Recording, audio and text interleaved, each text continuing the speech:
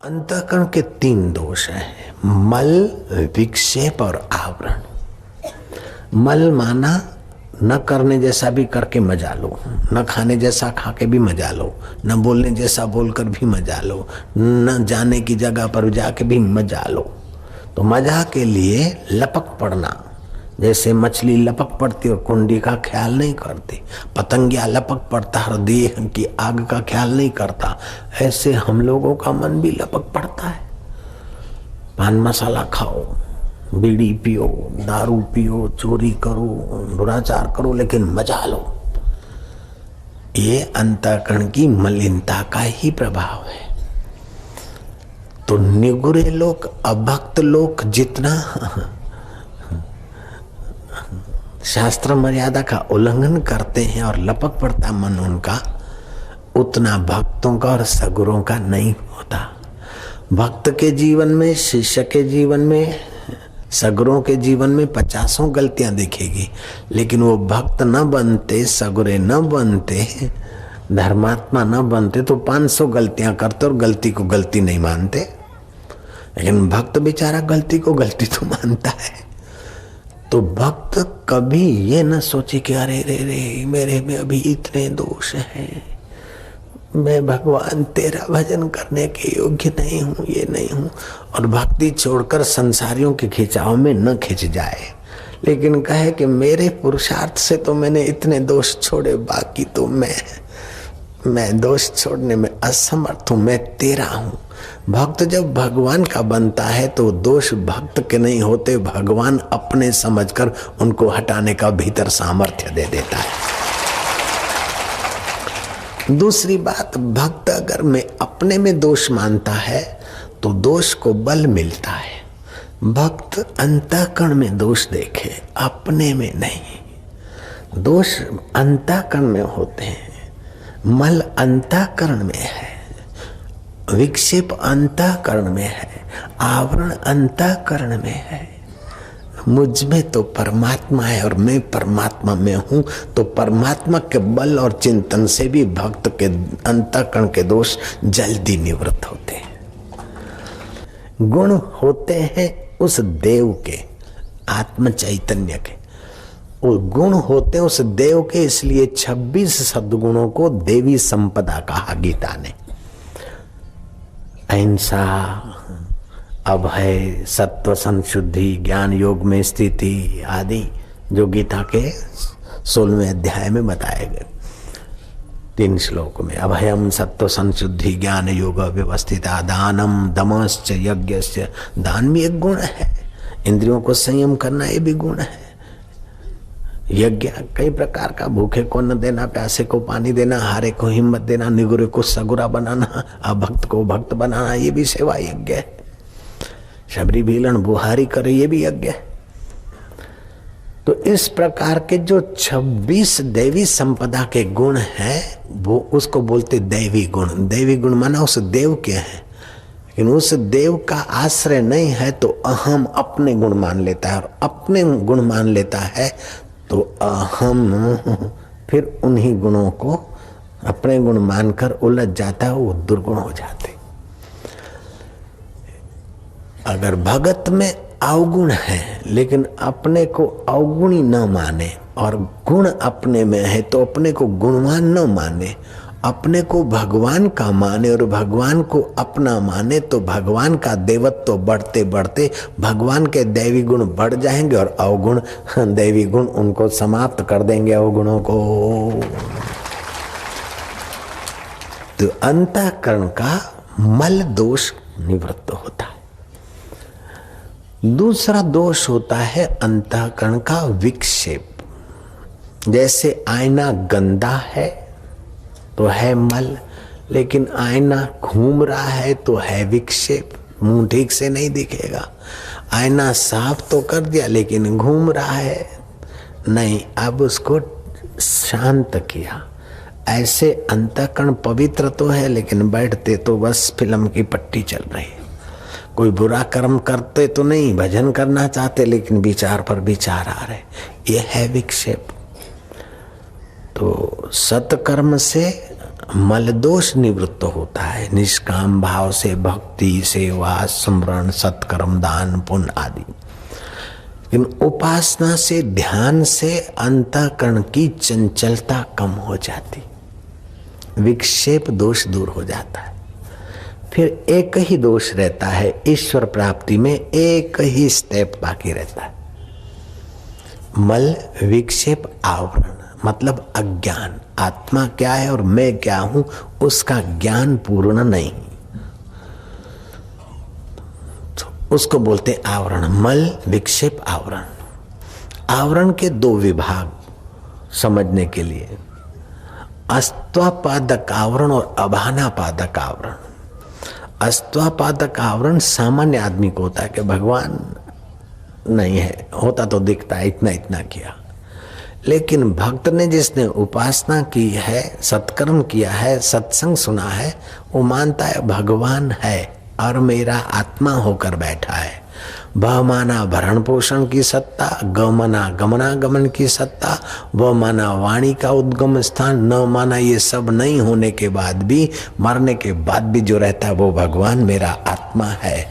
ऐसा सत्संग के द्वारा वो समझ लेता है, तो अस्त्वापादक आवरण हट जाता है। लेकिन समझा है, अभी अनुभव नहीं हुआ, अनुभव नहीं हुआ, उसको बोलते अभानापादक आवरण। तो ये सुनते हुए, बार बार मनन करते हुए, उसी भाव में जब गहरा होता है और गुरु की कृपा छलकती कि भाई कहाँ खोजता है, वो तू है, सो साहिब सद सदा हजूरे, अंधा जानत ताको दुरे, मन तू ज्योति स्वरूप अपना मूल पिछाण। तो ये आवरण मिटाने के लिए मेरे गुरु जी ने बड़ी कसम खाई थी। मेरे को हुआ है, थोड़ा आनंद भी आता था, अनुभूतियां भी होती थी, लेकिन मन में रहता था कि लीलाशाह बापू को जब साक्षात्कार हुआ, मेरे को उतना तो नहीं हुआ। नहीं तो बापू को इतने लोग मानते और मेरे को तो कोई चिड़िया भी नहीं मानती। तो अभानापादक आवरण खटक रहा था। तो गुरुजी उपदेश तो देते, उस समय तो लगता था कि बराबर, स्थूल शरीर में नहीं, सूक्ष्म शरीर में नहीं, कारण शरीर नहीं, ये आनंदमय कोश नहीं, फलाना, मैं साक्षी हूँ, आनंद स्वरूप हूँ, ब्रह्म हूँ, चैतन्य हूँ, ऐसा बुद्धि पूर्वक मान लिया। ध्यान में थोड़ा आनंद भी आता था, लेकिन अभी अभानापादक आवरण खटक रहा था। जैसे कुछ होता है ना, कोई खटकाव, पूर्णता की कमी खटक रही। एक दिन सुबह गुरुजी कोई वेदांत का शास्त्र किसी को देते, वो पढ़ता, और गुरुजी अपना नियम भी करते और हम लोग पास में, बीच में पर्दा रहता था, पास में सुनते रहते। और कभी कभी गुरुजी पर्दा हटा देते थे कमरे में, या हाल 2-5 सादा खास है। एक दिन गुरुजी को आ गई मौज। गुरुजी सीधा एकदम प्रहार नहीं करते थे, संकेतिक भाषा में बोलते। गुरुजी ने कहा कि कुछ लोग बेचारे फिर मेरे तरफ देखा कृपा की नजर से, मैं समझ गया कुछ लोग बेचारे, हम 3 विचारों में एक ही तो मेरे तरफ नजर है। कुछ लोग बेचारे ये सोचते रहते हैं कि हूं तो मैं ब्रह्म, शरीर में नहीं हूं, लेकिन हमारे गुरुजी को जो उतना लोग मानते हैं, गुरुजी का अनुभव में, मेरे अनुभव में थोड़ी कमी है। वो कमी है कि बात मानकर ही कमी बना लेते, मेरे में दोष है, मेरे में दोष है करके अपने को दोषी मान लेते। मैं ऐसे लोगों को क्या करूं, क्या बताऊं भाई।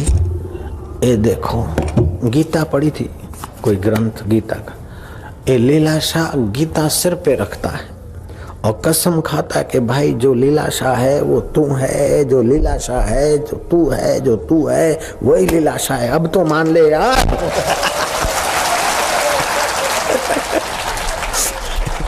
उस कृपालु ने अभानापादक भी मार भगाया।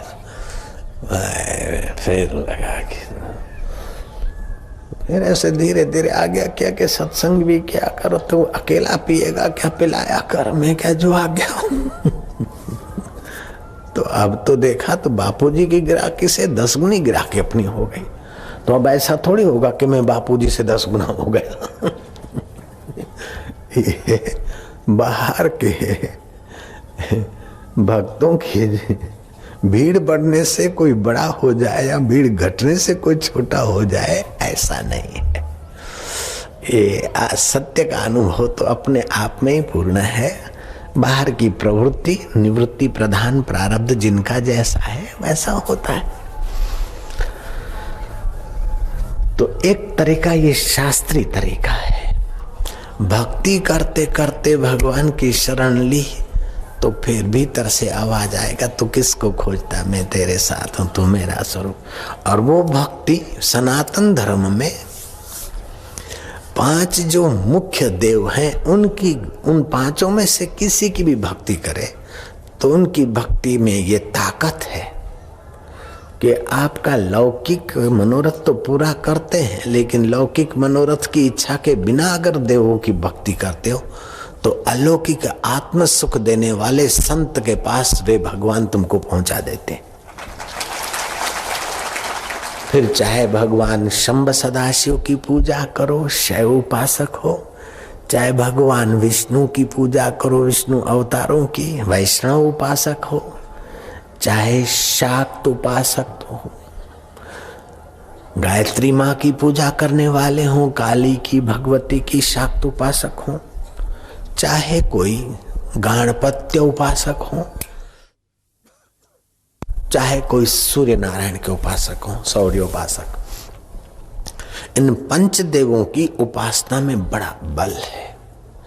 ये भोग भी देते हैं और मोक्ष के तरफ भी धकेल देते हैं, क्योंकि ये आत्म स्वरूप में रमण करने वाले, जैसे शराबी दूसरे को शराबी बना देता है, जुआरी दूसरे को जुआरी बना देता है, भंगेड़ी दूसरे को भंगेड़ी बना देता है, ऐसे ये ब्रह्म स्वरूप में रमण करने वाले दूसरे को ब्रह्मज्ञानी बनाने के तरफ उसको प्रेरणा दे देते, संकेत कर देते, संतों से, गुरुओं, सच्चे महापुरुषों से मिला देते। जैसे शक्ति उपासक रामकृष्ण परमहंस थे तो तोतापुरी गुरु आए और रामकृष्ण को प्रेरणा मिली। रामकृष्ण काली से पूछने गए कि माँ मुझे अभी गुरु करना बाकी है बंगला में। माँ ने कहा है तो माँ मैं 50 साल से पूजा करता हूँ, तुम्हारा दर्शन करता हूँ, फूल सूंघ कर सुगंध है कि नहीं,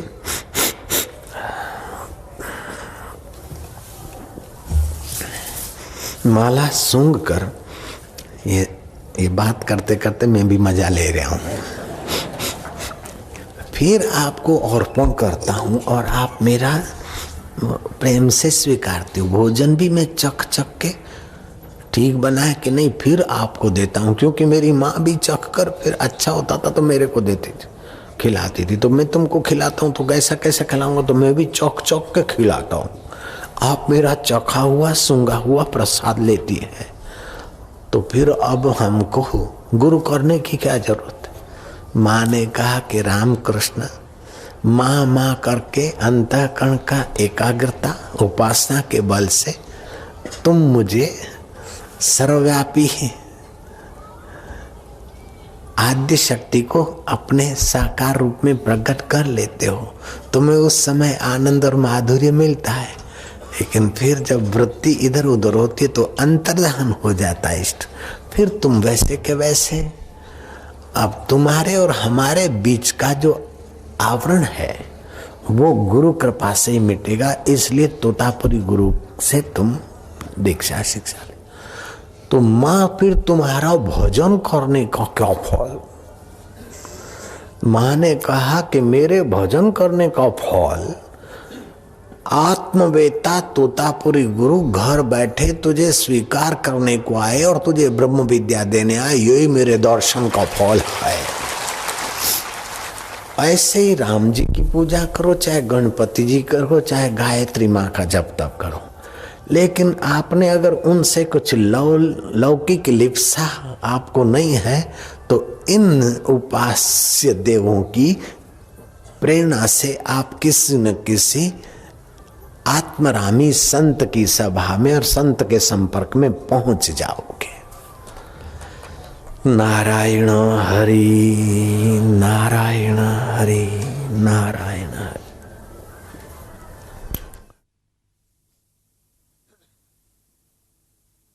हरि हरि ओम।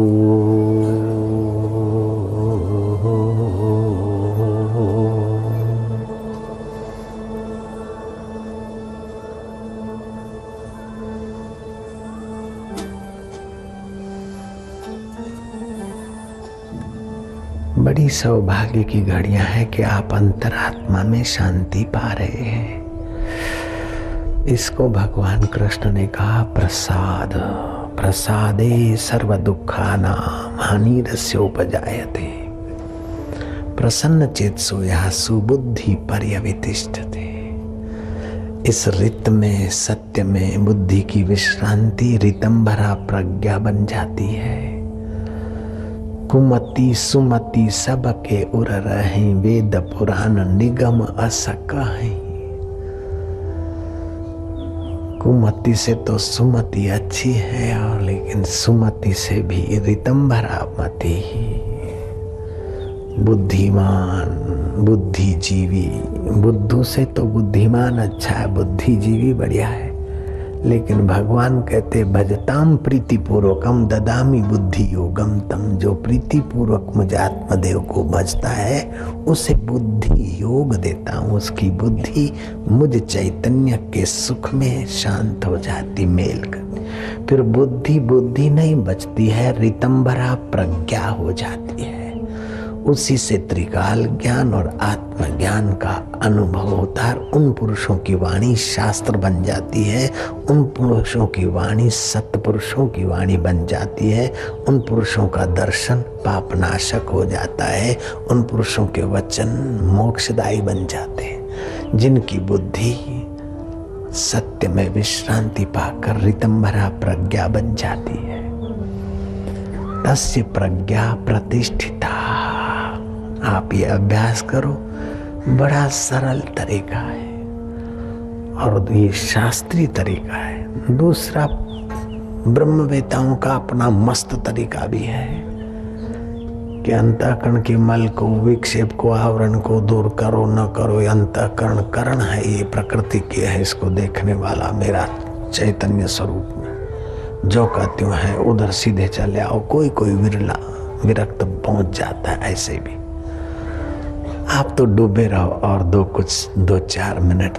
बहुत मंगल घड़ियां हैं, बहुत मंगल हो रहा है अपना। वाह प्रभु तेरी जय हो। जो भीतर कुछ होता है होने दो। देव असुरों ने मंथन किया दरिया का, अर्थात देवी और आसुरी वृत्तियां सब सुख चाहती और अपने दिल रूपी दरिया में मंथन करे। कई रत्न निकले, लेकिन जो संसारी संपदा के पीछे पड़ा है उसको अमृत कुंभ का पता ही नहीं चलता। इंद्रपुत्र जयंत अमृत कुंभ ले भागा, बृहस्पति उसकी रक्षा के लिए रहे। ब्रह्मवेता के हृदय में वो कुंभ भरता है तो छलकता है, तो वो क्यों ना छलके।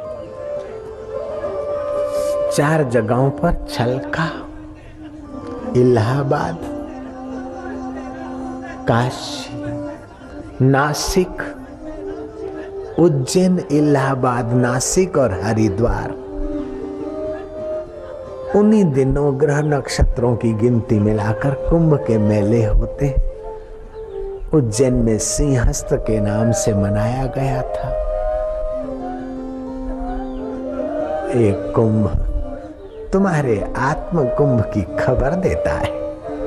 अमृत सब चाहते हैं। आसुरी वृत्ति, असुर लोग भी अमृत चाहते, सुर भी चाहते, देव दानव चाहते, सुखी लोग भी आत्म अमृत चाहते, दुखी भी चाहते। लेकिन जो मंथन करता है और अमृत के सिवाय और कहीं नजर नहीं डालता, उसको मिलता है। असुरों को मोहिनी वृत्ति माया में घसीट जाती, वो अमृत से वंचित हो जाते। लेकिन जो मोह माया की मोहिनी वृत्ति से बचकर भक्ति वृत्ति का आश्रय लेता है ध्यान वृत्ति का आश्रय लेता है, गुरु वृत्ति का आश्रय लेता है, वो अमृत पान करके अमर पद को पा लेता है। भैया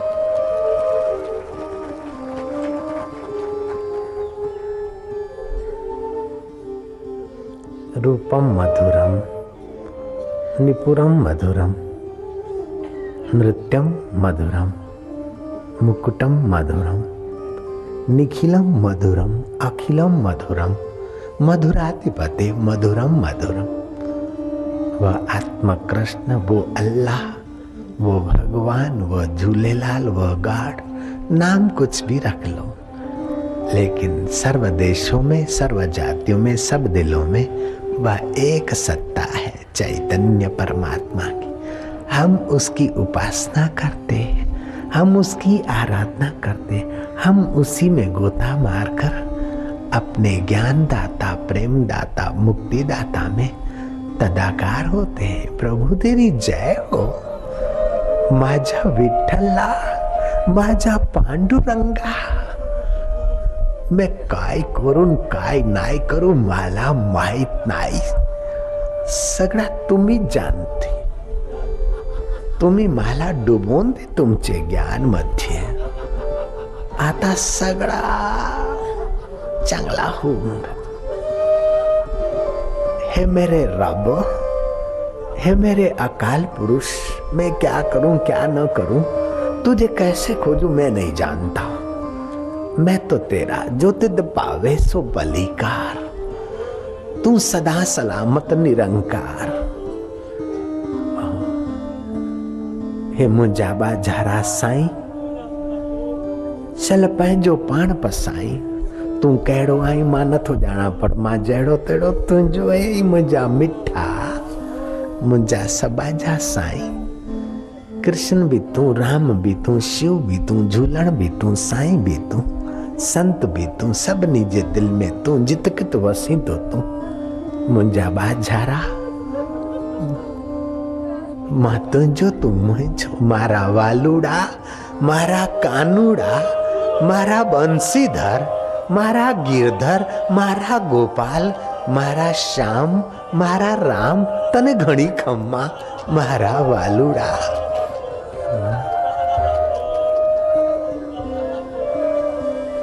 तू मोहम्मद नो अल्लाह अने तू कबीर नो अव्यक्त, तू शंकराचार्य का अद्वैत ब्रह्म और रामानुजाचार्य का राम, वल्लभाचार्य का तू ही वल्लभ और सखी संप्रदायों का तू ही पूजने योग्य सखा और स्वामी।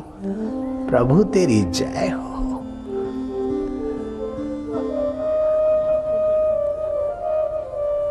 तू दीवाने भक्तों का मस्ती दाता, प्रभु भी तू और गुरु भी तू, ज्ञानी भी तू, त्यानी भी तू, तेरे कई रूप, तेरे कई रंग। प्रभु जय हो, जय हो, जय हो।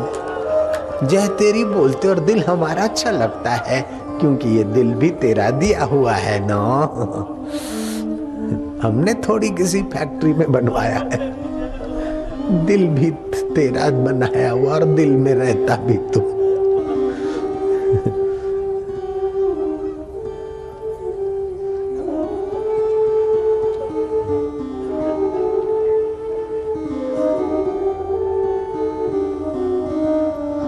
गणपति दादा मोरिया, लाडू लाव लाव करिया, काय करू काय बोलू, मोरिया बाबाला याद करायचं काय करायचं मैं। खाईत खाईत मजा आईत, बटलवा माझे को बिटवा भागत जाइत, ऐसा नहीं करीत। हम तो पीत पीत तो हार हो जाए हैं, तू हारा मृतवा पीत, हम तो हार तुम्हार हो जाए हैं। तुलसी अपने राम के रीज भजे जा खींच, भूमि फेंके उगेंगे उल्टे सीधे बीज। हम तुम्हार भजन करते हैं, हम ना ही जानत कैसे होई भजन, तुम ही जानत हम कैसे हैं। जैसे तैसे तुहार है मेरे राम जी, तुहार है।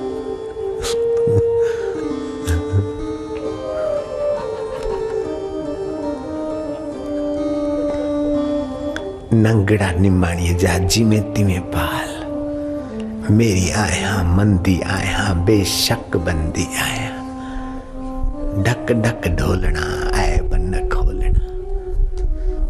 मैं तेरा तू मेरा, मेरे में कोई गुण नहीं, सारे सद्गुण तेरे और दुर्गुण मेरे अंतःकरण के हैं। मेरा अंतःकरण प्रकृति का है और मेरा आत्मा तेरा है।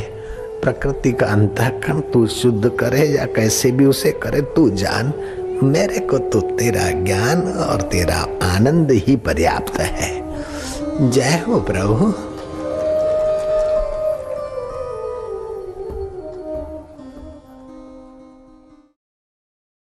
नाम वसामि वैकुंठे, योगिनां हृदयेन वै, योगिनां हृदयेन वै, मद्भक्ता यत्र गायन्ति, मद्भक्ता यत्र गायन्ति, तत्र तिष्ठामि नारद, तत्र तिष्ठामि नारद।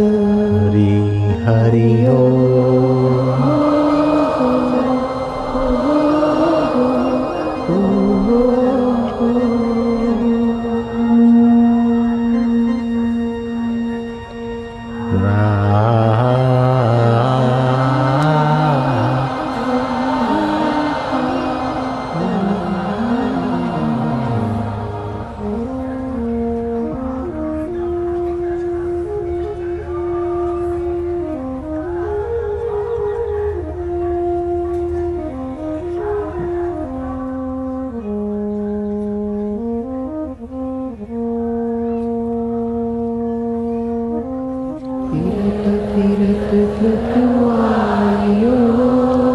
परियो तव शरणाय, परियो तव शरणाय, नानक की प्रभु बेनती, नानक की प्रभु बेनती, अपनी भक्ति लाए, अपनी भक्ति लाए। ये जीव घूमता घूमता कई माताओं के गर्भों से लटकता भटकता, कभी 2 पैर वाली माँ तो कभी 4 और 6 पैर, 8 और 10 और 100 पैर वाली माताओं के गर्भों से यातनाएं सहता यात्रा करता करता अब इस भारत भूमि में, इस वैदिक आत्मविद्या की दात्री भूमि में जन्म हुआ है। नानक कहते हैं कि भगवान फिरत फिरत प्रभु आयो, परियो तो शरण आए। जो जिसकी शरण पड़ता है वो अगर उसे साथ सहयोग न दे तो कहाँ जाए। कर्म का फल तो भगवान देते हैं, लेकिन शरणागत के लिए विशेष करुणा कृपा बरसाते। अगर भगवान भी न्याय करने लगे तो शरणागत कहाँ जाएंगे। ज्ञान ध्यान कुछ कर्म न जाना, सार न जाना तेरी। मेरे कर्मों की ओर देखता हूं तो दिल कांपता है, पैर लड़खड़ाते, लेकिन तेरी उदारता के तरफ, दयालुता के तरफ, सुहृदता के तरफ देखता हूं तो दिल में साहस, स्नेह और हिम्मत आती। श्रीमद् भागवत में अथवा और किसी ग्रंथ में ये नहीं लिखा कि कुब्जा ने अगले जन्म में फलानी जगह पर, ढींगनी जगह पर तप किया था, योग किया था, ध्यान किया था। नहीं, श्री कृष्ण ग्वाल मित्रों के साथ जा रहे। कुब्जा कुबड़ी अंगराग लेकर जा रही है, कंस और कंस के पहलवानों की मालिश करने वाली और उनको चंदन लेप लगाने वाली। साधु तो ललाट को लेप करते उनका श्रृंगार है, लेकिन कंस और चाणों को मुष्टिक लेप करते हैं, ये उनकी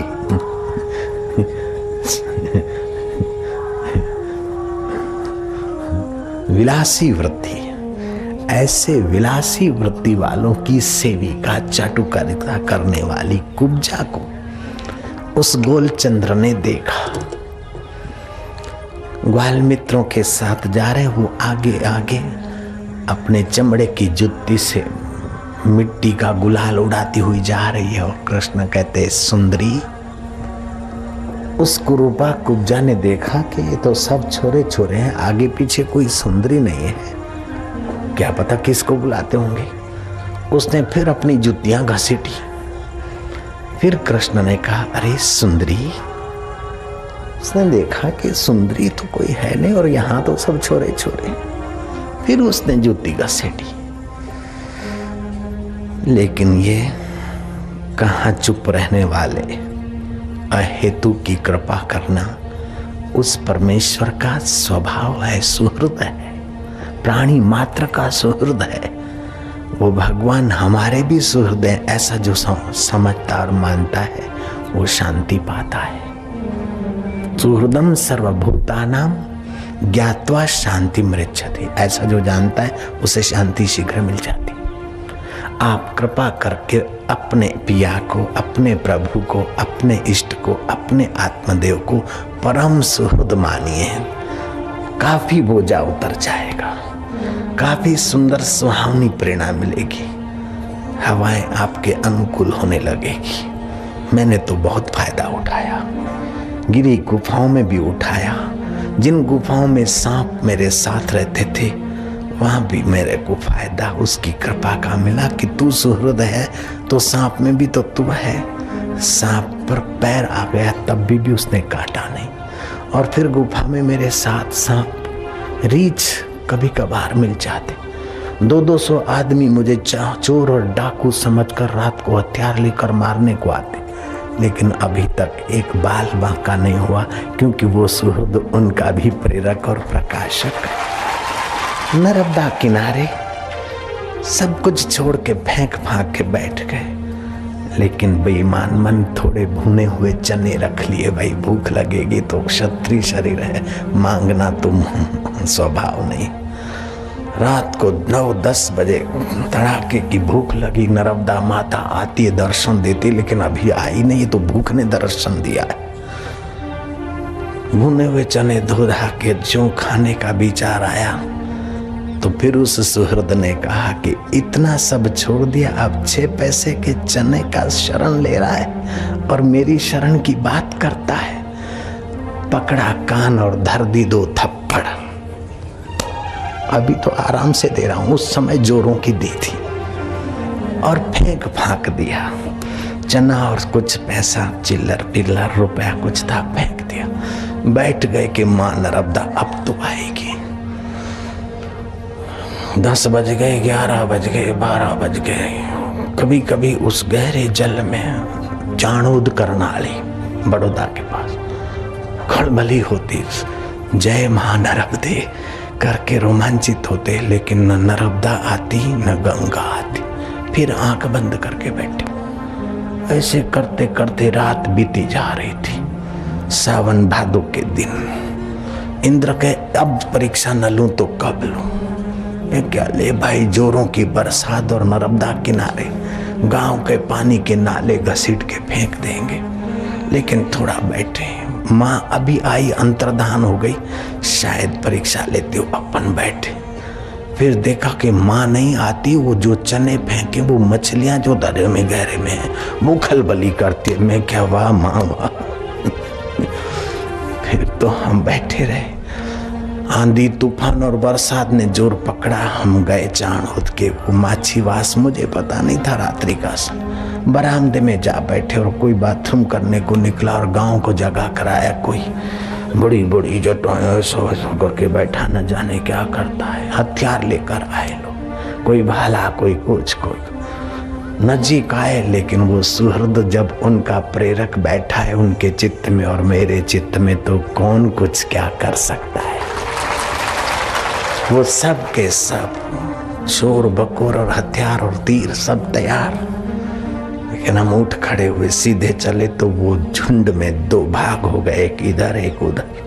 हम निकल गए। फिर उनको वस्तु परिस्थिति का पता चला। न जाने ऐसे कई बार क्या क्या हुआ। गंगोत्री गए थे एक बार, जहाँ आज से 28 साल पहले बसें नहीं थी। भैरव घाटी उतर के जाना पड़ता था। 4 आदमी, 3 हमारे साथ थे, चौथे हम। पट नहीं खोले थे, जाएंगे बैठे जो होगा होगा, सीधा सामान ले गए थे। गंगा जी के मंदिर के तो दर्शन नहीं होंगे, जहाँ रहना है रह लेंगे। पट बंद है। सामने साधु मिला, लंबी जटाएं, तेजस्वी ओजस्वी आभा मंडल। ले गया अपनी गिरी गुफा में। गर्मा गर्म चावल, गर्मा गर्म दाल, गर्मा गर्म सब्जी। शाम को 4:30 बजे हमको खिलाई चारों को, और खुद वो साधु खाने बैठे। मैं क्या महाराज ये कैसे? तो उसने स्लेट पर लिख दिया कि रोज तो 11 बजे हम पाते हैं, बनाते हैं। आज पाने के लिए बना रहे थे तो 5 आदमी का चावल बन गया। फिर प्रेरणा हुई हलवा बनाओ। मैं क्या तेरी मर्जी। फिर यहाँ की पहाड़ी सब्जी तो है बाबा जी, बनाई, दाल बनाई। बनाते बनाते लेट हो गए, 12 बज गया। सोचा कि 11 के बदले 12 तो करवा दिए, लेकिन 1 के बदले 5 का बनवाए, 4 कहाँ है? उसने बोला ठहर। मैं ताकता रहा बाबा, ताकता रहा। शाम के 4:30 बज रहे हैं, 1 हम और 4 तुम। अंदर से आए कि यही है महाराज, इसलिए मैं आपको बुला कर ले आया।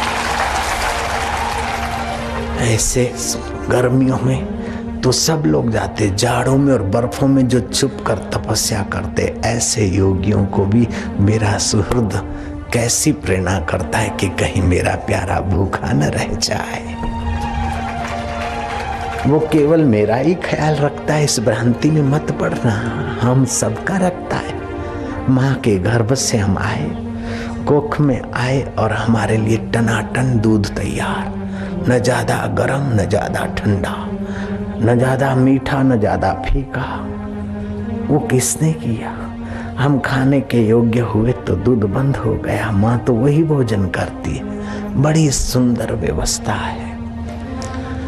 उत्तर ध्रुव और दक्षिण ध्रुव में 6-6 महीना सूर्य का प्रकाश नहीं होता है। उस सुहृद ने कैसी व्यवस्था की।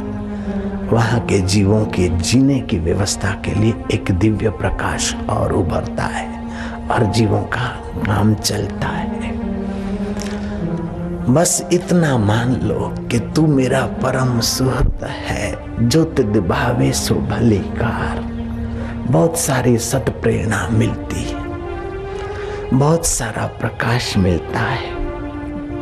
जो हुआ अच्छा हुआ, जो हो रहा है अच्छा है, जो होगा अच्छा होगा। ये नियम सरकार का है। काहू सोचत प्राणिया तिद राखे गुसर जनहार। जिन पाई मेदनी सोई करदा सार। सैस सियाण पा लख होवे ता एक न चले नार। बस इतना कह दे कि जन्म जन्म से भटकता आया हूं, जन्म जन्म से फिरत फिरत प्रभु आयो। परियो तो शरण आए, नानक की प्रभु बेनती अपनी भक्ति लाए। जो जाकी शरणी गए, ताके ताकी लाज। उल्टे बाव मछली चले, बह चलो गजराज। गजराज तो बह जाता है गंगा की धारा में, लेकिन मछली उल्टे भाव ऊपर चल जाती, क्योंकि मछली पानी की शरण है, हाथी जंगल की धरती की शरण है। अगर पानी मछली को अपनी शरण नहीं देगा तो कहाँ जाए। ऐसे ही तुम्हारा मैं उस परमेश्वर की शरण हो जाए तो मछली को तो गंगा के बाहर शरण नहीं मिलती है, लेकिन आपको पूरे ब्रह्मांड में उसकी शरण का एहसास होगा। चाहे स्वर्ग जाओ, चाहे नरक जाओ, चाहे दुकान पे रहो, चाहे वहां। बोले बाबा जी नरक जाए? ओहो, आपको मैं क्या बताऊं। एक बार साकेती कृतवर्मा उद्धव आदि बैठे थे। श्री कृष्ण ने विनोद करते हुए पूछा कि 5 दुर्जनों के साथ, आलसी या पलायनवादियों के साथ तुम्हें स्वर्ग भेजा जाए तो तुम पसंद करोगे कि 5 समझदार शांति प्रिय भगवत जनों के साथ तुम्हें नरक भेजा जाए तो पसंद करो। बोले भगवान, उद्धव ने कहा आप कैसे प्रश्न करते हो नन्हे मुन्ने नारायण, कन्हैया कैसे प्रश्न करते हो? हमें तो आप उन सत्संगियों के साथ नरक में भेज दो जहां सत्संग है, शुद्ध विचार है, भगवत भाव है, वहां नरक स्वर्ग से भी उन्नत सुख देगा। और जहां दुर्जनता है वहां स्वर्ग भी क्या करेगा, वैकुंठ भी क्या करेगी। जय और विजय वैकुंठ में रहते थे, संतों का अपमान कर दिया, वही जय विजय 3 जन्मों तक असुर योनि में और भगवान को 4 बार जन्म लेना पड़ा। श्रीमद् भागवत में भगवान राम के कुल की महिमा और वर्णन आता है। श्री राम के कुल का वर्णन 30 कुलों का वर्णन आता है। 30 कुल के लोग राजा थे, राज्य तो करते थे, लेकिन सुबह जब उठे तो शांत मना होकर बैठे, जहां से करने की सत्ता स्फूर्ति चेतना आती। इसीलिए दिलीप राजा, रघु राजा जैसे राजा हुए, दशरथ राजा, और फिर इसी कुल में राजा राम हुए।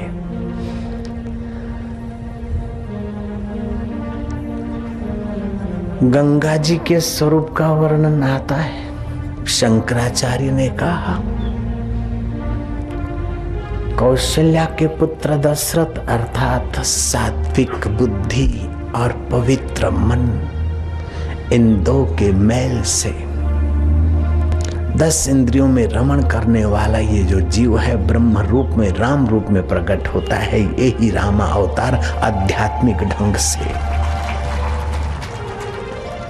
वल्लभाचार्य ने 12 वक्त रामायण की कथा सुनी और हर वक्त कथा का अलग अलग अर्थ। वो हर वक्त नई प्रेरणा, नया ज्ञान कहां से आता है? आपके मन में अभी जो विचार चलता है उसके बाद 2 मिनट के बाद कौन सा विचार आपको आएगा आपको पता नहीं, लेकिन आपके अनंत जन्मों को जानने वाला और अनंत यात्रा कैसी होने वाली है वो जानने वाला तुम्हारा पिया तुम्हारे साथ बैठा है। उसकी शरण मिल जाए, आहा, मंगल हो जाए, कल्याण हो जाए। नानक जी कहते फिरत फिरत प्रभु आइयो, परियो तो शरणाय। धर्म ते बिरति योग ते ज्ञान, ज्ञान ते मोक्ष पाए पद निर्वाण। धर्माचरण करने से विवेक जगता है, और विवेक जगता है तो अंतर आत्मा में वह प्रकाश होता है कि इतना खा लिया फिर क्या, इतना भोग लिया फिर क्या, इतना इकट्ठा कर लिया फिर क्या, इतनी वाहवाही मिल गई फिर भी इस हाड़ मास के शरीर उसकी नाम की। मन तू ज्योति स्वरूप अपना मूल पिछान। तो भी बताया कि रघुकुल के 30 राजाओं का वर्णन श्रीमद् भागवत में आता है। और भगवान राम के चरित्र नायक पृथ्वी के वाल्मीकि, भगवान के भ्राता पृथ्वी को धारण किए हुए शेष अवतार, और पृथ्वी से प्रकटी मां सीता। राम के चरित्र और राम की लीला और राम का आचरण मानव समाज के लिए एक आदर्श है, अनुकरणीय है। अपने छोटे भ्राताओं को प्रसन्न और उन्नत और उत्साहित करने के लिए रामचंद्र जी गुरुकुल में खेलते खेलते अपने सिर हार आए और भाइयों को जीत मिले और प्रसन्न और उन्नत हों। ऐसा भाई भाइयों के व्यवहार का भी प्रकाश श्री राम के जीवन से हम लोग ले सकते हैं।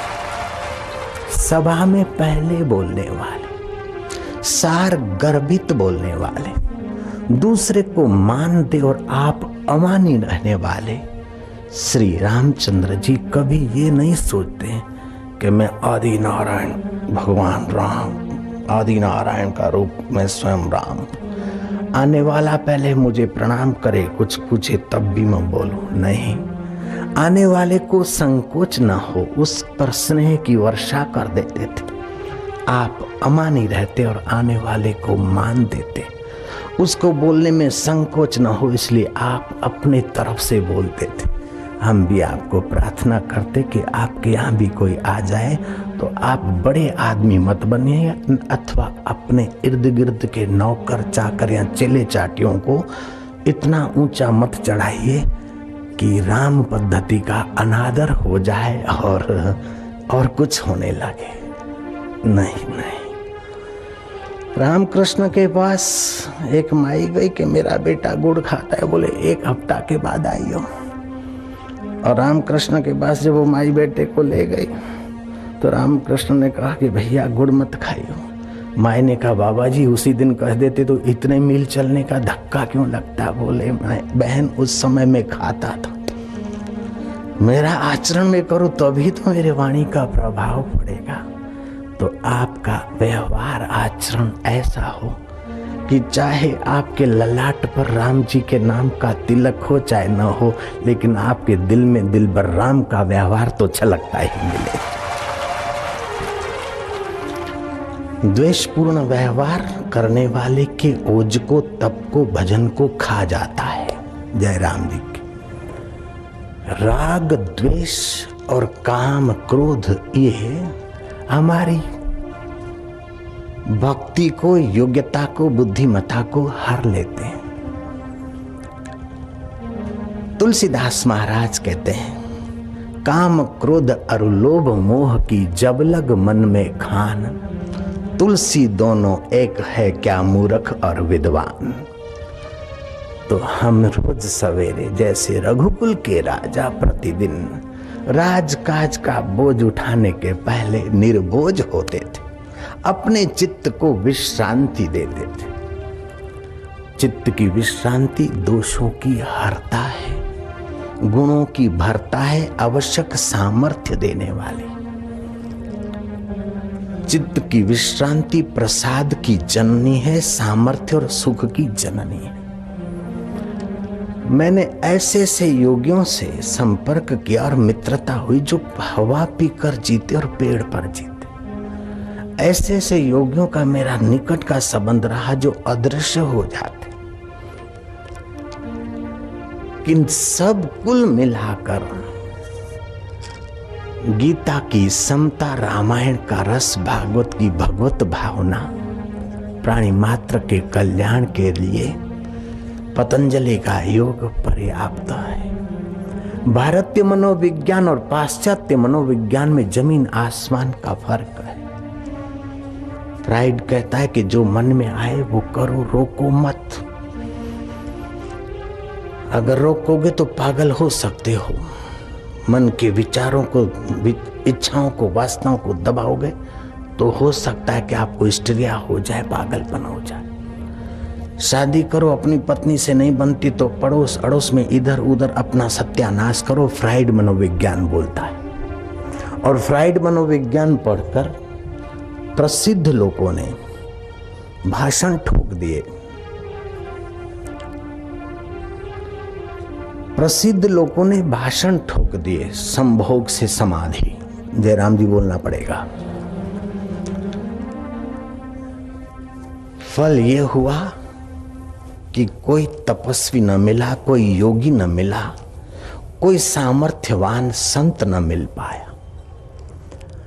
आइंस्टाइन पढ़ाई में शुरुआत में बुद्धू था, किसी ने मार्गदर्शन दिया और किसी ने मेहना मारा और आइंस्टाइन चल पड़ा। विश्वविख्यात आइंस्टाइन से जमनादास बजाज के जमाई श्रीमन नारायण ने पूछा कि तुम इतने प्रसिद्ध हुए, क्या कारण है? आइंस्टाइन हाथ पकड़ के ले गए ध्यान के रूम में, पतंजलि मनोविज्ञान का मैंने शरण ली है और पिछले 4 वर्ष से पत्नी के साथ शारीरिक संबंध को दूर रखा है, ब्रह्मचर्य का पालन किया, इसलिए मैं तेजस्वी हुआ हूँ। ये भारतीय मनोविज्ञान है। पतंजलि मनोविज्ञान पढ़कर कई अयोगी योगी हो गए, कई अभक्त भक्त हो गए, कई दुराचारी सदाचारी हो गए और कई दुर्बल सबल हो गए, कई नाचीज पूजनीय हो गए। लेकिन फ्राइड का मनोविज्ञान पढ़कर कई लोग तबाह हो गए। गाड़ी कितनी भी बढ़िया हो लेकिन उसे अगर ब्रेक नहीं है तो व्यर्थ हो जाएगी। बाष्प अगर संयत है तो रेलगाड़ी को ले भागती है हजारों टन को, और बाष्प अगर निसंयम है तो व्यर्थ हो जाती। वृक्ष कहे कि मैं क्यों जमा रहा हूं, क्यों बंधा रहा हूं धरती से, मैं तो स्वतंत्र स्वच्छंद हूं, जो आए वैसा भागता फिरूं, तो क्या होगा, पत्ते झड़ जाएंगे, फल फूल नहीं हूं। वीणा की तारें कहे मैं क्यों कसी रहूं, तो सुंदर गीत नहीं गुजेंगे। आपका मन और मति कहे कि जो आए वो खा लें, जो आए वो कर लें, तो जीवन में जीवनदाता का संगीत नहीं खिलेगा। 2 करोड़ लोग जैसे पड़े हैं ऐसे ही दिशा में आपका मन और मति आपको ले जाएगा। इसलिए भारतीय संस्कृति की शरण, भारतीय ज्ञान की बहुत जरूरत है। आश्चर्य और दुख तो इस बात का होता है कि इस देश में कुछ लोग खुले आम भाषण करते हैं कि कृष्ण कोई भगवान नहीं है, राम कोई भगवान नहीं है। रावण जब मरा तो विभीषण को श्री राम जी कहते कि जाओ वीरोचित इनकी अंत्येष्टि करो। विभीषण कहता है नहीं हो सकता है, ऐसे दुष्ट नराधम कि मैं अंत्येष्टि नहीं करूंगा। श्री रामचंद्र जी अपने शत्रु के प्रति भी, श्री रामचंद्र जी शत्रु को शत्रु मानते नहीं, अपना आपा ही देखते हैं कि भाई उसका शरीर गया तो शत्रुता गई, अब उसकी अंत्येष्टि ऐसी करो कि उसका परलोक सुधरे। ऐसे राम जी को बोलते हो कि सीता के पीछे रोने वाले राम ही nothing, God Ram is nothing, Lord Krishna is nothing. तो मुझे कहना पड़ेगा कि तुम्हारे को भारतीय संस्कृति का ज्ञान नथिंग, जयराम जी की, तुम्हारे को भारतीय संस्कृति की महिमा की समझ नहीं है भैया। जिन्होंने तटस्थ होकर भारतीय संस्कृति का थोड़ा सा अध्ययन किया है, जप तप किया है, वे पलटे हैं और गीत गाए हैं। यूरोप का प्रसिद्ध तत्व चिंतक H.M. मुलेम लिखता है कि जाति से मैं ईसाई हूं, लेकिन मुझे कहना पड़ता है कि मानवीय प्रज्ञा जन्म से लेकर परम अवस्था तक पहुंचने की व्यवस्था भारतीय तत्व ज्ञान, भारतीय योग में है। फिर भी भारत के युवान युवतियां हम लोगों से आकर्षित होते हैं कि हमारा बाह्य सर्टिफिकेट देना और टिप टाप जीवन उनको आकर्षित कर देता है।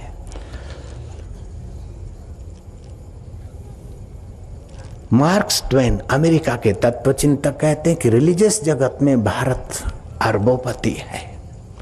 जापान के और दूसरे लोग, महात्मा थोरो उसका शिष्य एमरसन देखता कि सांप रेंग रहे हैं और बिच्छू चक्कर काट रहे हैं।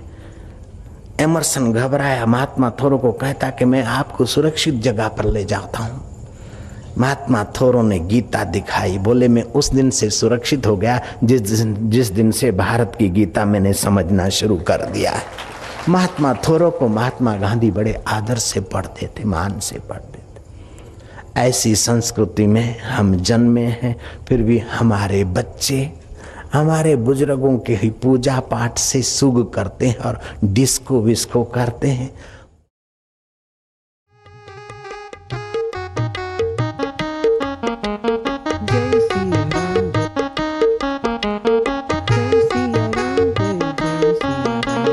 हरि हरि ओम, हरि ओम, हरि ओम,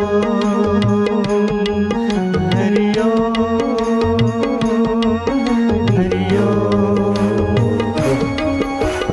मुनि मन रंजन भव भय भंजन, हरि हरि ओम।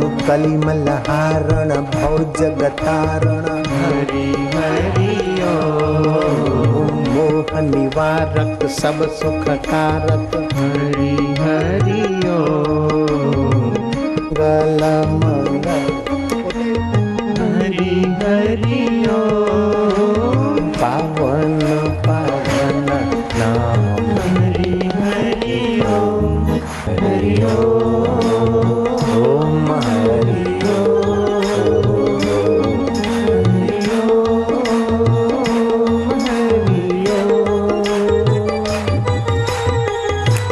जय हो जय हो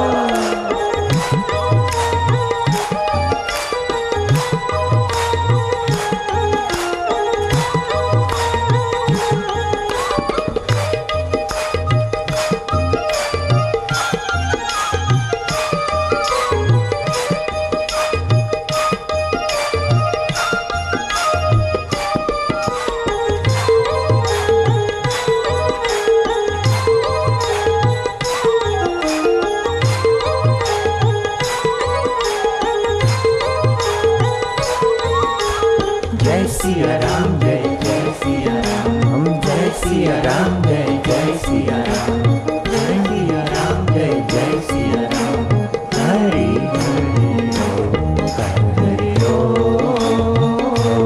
हरि ओम हरि ओम हरि